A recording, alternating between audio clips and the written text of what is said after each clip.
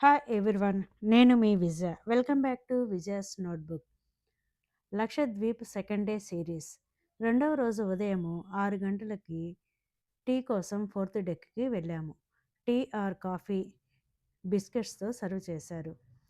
సూర్యోదయం చూద్దామని సిక్స్త్ డెక్కి వెళ్ళాము. ఉదయం 6:30 అయినా ఇంకా చిక్కడగానే ఉంది. సూర్యుడిని చూద్దామని వెళ్తే ఇంకా చంద్రుడు కనబడుతూనే ఉన్నాడు.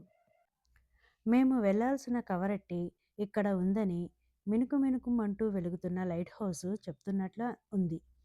అలా కాసేపు గడిపిన తర్వాత 7 గంటలకు బ్రేక్ఫాస్ట్ గురించి అనౌన్స్మెంట్ వచ్చింది.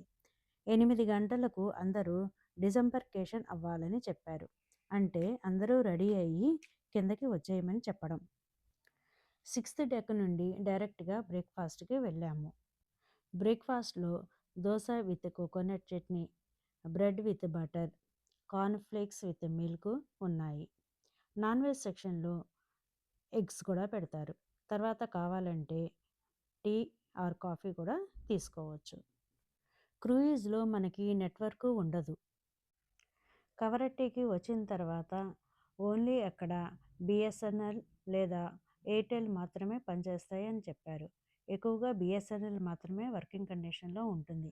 ఎప్పుడన్నా ఒకసారి నెట్ కనెక్ట్ అవుతూ ఉంటుంది. అక్కడ క్రూయిజ్లో కవరట్టీకి వెళ్ళే ప్యాసింజర్స్ను, కవరట్టీ నుండి వేరొక ద్వీపానికి వెళ్ళే వాళ్ళను ఫస్ట్ డిస్పస్ చేసిన తర్వాత మాత్రమే టూరిస్ట్ని స్టీమర్ బోట్స్లో పంపిస్తారు. ఒక్కొక్క బోట్లో 80 మందిని మాత్రమే పంపిస్తారు. క్రూయిజ్ నుండి స్టీమర్ ఎక్కించడానికి చాలా జాగ్రత్తలు తీసుకుంటారు. లైఫ్ జాకెట్ కంపల్సరీ, లేకపోతే పంపించరు. మినిమము 4 కనీసం ఉంటారు. క్రూయిజ్లోంచి 2, స్టీమర్లోంచి 2 జాగ్రత్తగా క్రూయిజ్ నుంచి షిప్కి తరలిస్తారు. స్టీమర్ బోటు క్రూయిజ్కి దగ్గరగా వచ్చిన తర్వాత ఈక్వల్ హైట్లో ఉన్నప్పుడు మాత్రమే కాలు పెట్టమంటారు. ఒక్కొక్కసారి వేవ్స్ ఎక్కువగా ఉన్నప్పుడు స్టీమర్ బోటు బాగా కదులుతూ ఉంటుంది.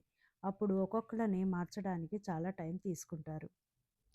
బోటు క్రూయిజ్కి దూరంగా ఉన్నప్పుడు అంత పెద్ద షిప్లో నడిసముద్రంలో రాత్రంతా ఉన్నామా అని అనిపిస్తుంది. నడిసముద్రంలో నీరు నల్లగా ముదురు నీలం రంగులో కనిపిస్తూ ఉంది. డెప్త్ను బట్టి నీటి రంగు మారుతూ ఉంటుందని చెప్పారు. క్రూయిజ్కి బాయ్ చెప్తూ కొద్ది కొద్దిగా దూరం వెళ్తూ స్వచ్ఛమైన నీటిని చూస్తూ కవరట్టి పచ్చటి అందాలను, కొబ్బరి చెట్లను చూస్తూ అందరం చాలా ఎంజాయ్ చేశాము.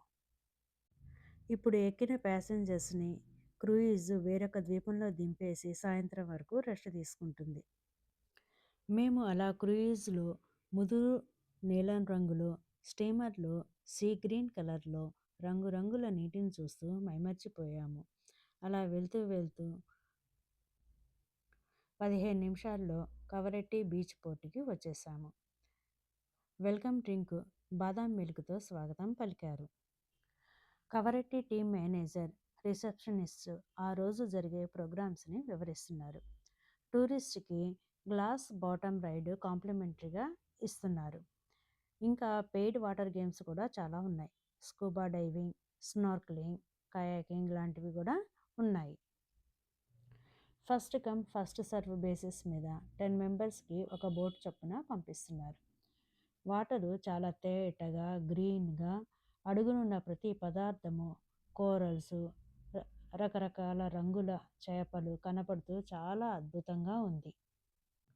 బోట్లో ఉన్న గైడు బ్రెడ్ పీసెస్ వేస్తూ ఉంటే చేపలు పైకి వస్తూ ఉన్నాయి. దగ్గరగా ఒక అరగంట వరకు తిప్పారు. వాళ్ళు ఎక్కడి వరకు తిప్పవచ్చు, ఏ ప్లేస్ వరకు తిప్పవచ్చు, డెప్త్ తక్కువ ఉన్న ప్లేస్లోనే తిప్పుతారు. డెప్త్ ఎక్కువ ఉన్న ప్లేస్లో పెద్ద పెద్ద చేపలు ఉంటాయంట. అందుకని అటువైపుకి తీసుకెళ్ళమని చెప్పారు. ఇక్కడ మ్యాగ్నిఫైయర్ మిర్రర్స్ వాడతారు. వీటి వలన డెప్త్లో ఉన్న చేపలు, కోరల్స్ మనకు బాగా దగ్గరగా ఉన్నట్లు కనబడతాయి. బాగా ఎంబోజ్ చేసి చూపిస్తాయి. నీరు అలా స్వచ్ఛంగా ఉంది కాబట్టి అలా చేతులు పెట్టి ఆడుకోవాలనిపిస్తుంది కదా. ఇప్పటి వరకు నీటి బయట జర్నీ, తర్వాత నీటి లోపల జర్నీ చూద్దామా నెక్స్ట్ వ్లాగ్లో.